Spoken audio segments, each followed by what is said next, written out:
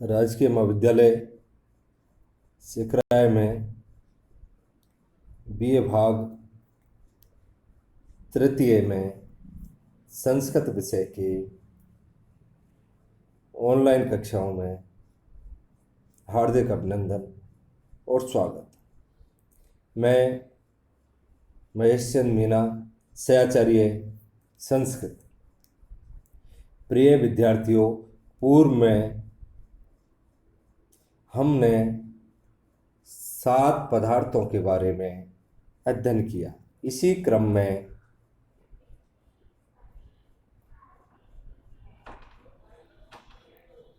पदार्थों के अंतर्गत कर्म कितने होते हैं उसके बारे में बताया गया है। कियन्ति कर्माणि कानि च तानि, अर्थात कर्म कितने हैं उनके नाम। प्रिय विद्यार्थियों, परीक्षा में कई बार अति लघुरात्मक प्रश्न पूछ लिया जाता है कि कर्म कितने प्रकार के होते हैं, बताइए। उत्क्षेपणा, अपक्षेपणा, आकुंचन, प्रसारण, गमनानि पंचकर्माणि। उत्क्षेपण अर्थात ऊपर की ओर फेंकना, अपक्षेपण नीचे की ओर गिराना, आकुंचन समेटना या बटोरना, प्रसारण फैलाना और गमन, ये 5 कर्म है। सामान्यम कतिविधम, सामान्य कितने प्रकार का है। परम परम चेति द्विविधम सामान्यम,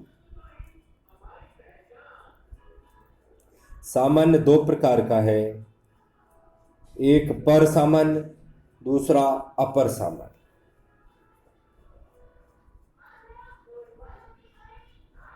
पर एवं अपर ये 2 भेद जाति के हैं। पर शब्द का अर्थ यहाँ उत्कृष्ट है। अपर की अपेक्षा से पर बहुत ही पदार्थों में रहता है, यही पर की उत्कृष्टता है।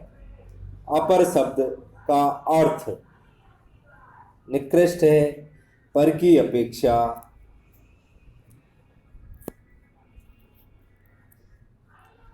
अपेक्षा अपर कम पदार्थ में रहता है, यही अपर के निकृष्ट होने का कारण है।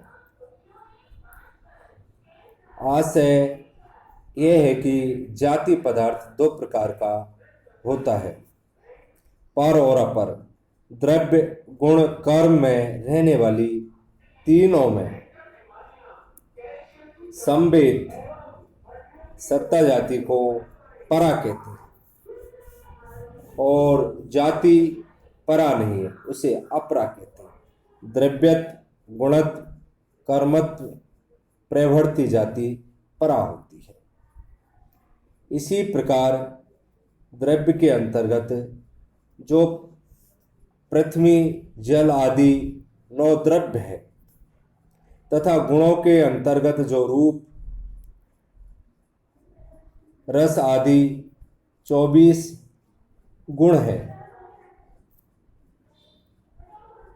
उनमें से प्रत्येक में रहने वाली, जैसे पृथ्वीत्व जलत्व आदि, इसी तरह रूपत्व रसत्व आदि जाति अपरा समझी जाती है। इस प्रकार परा और अपरा ये 2 जातियां हैं। परत्व और अपरत्व अपेक्षा दृष्टि से होता है। सत्ता द्रव्य तथा गुण में रहने के कारण पर जाती है, और द्रव्यत्व उसकी अपेक्षा न्यून देश केवल द्रव्य मात्र में रहने से अपर जाति है। वैसे ही प्रथित्व की अपेक्षा द्रव्यत्व पर जाति है और प्रथित्व अपर जाति है। परम परम पर सामान्य अपर सामान्य।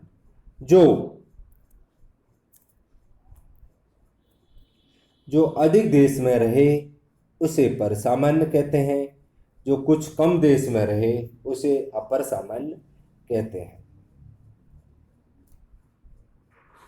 यहाँ प्रसंगतः लक्षण का स्वरूप बताते हैं, वही लक्षण कहलाता है जो अव्याप्ति, अतिव्याप्ति और असंभव नाम के तीन दोषों से रहित हो। जैसे गौ का सा स्नादि मत लक्षण है, लक्ष्य के एक देश में लक्षण के न रहने को अव्याप्ति कहते हैं।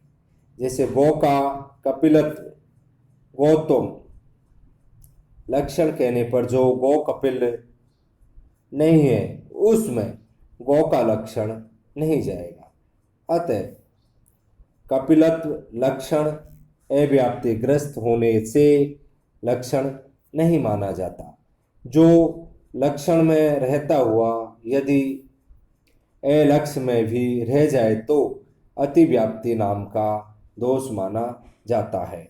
जैसे श्रृंगित्व गौतम कहने पर समस्त गायों में सींग होने के नाते लक्षण समन्वित होता है, किंतु साथ ही भैंस, बकरी, मृग आदि के भी सींग होने के कारण उनमें गौ का लक्षण अतिव्याप्त है, जबकि वे गौ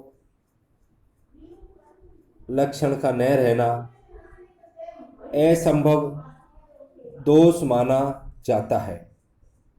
जैसे गौ का लक्षण एक सप वत्म गौतम कहने पर अलक्ष्य घोड़े तथा गधे में लक्षण जाता है, किंतु लक्ष्य किसी गौ में नहीं।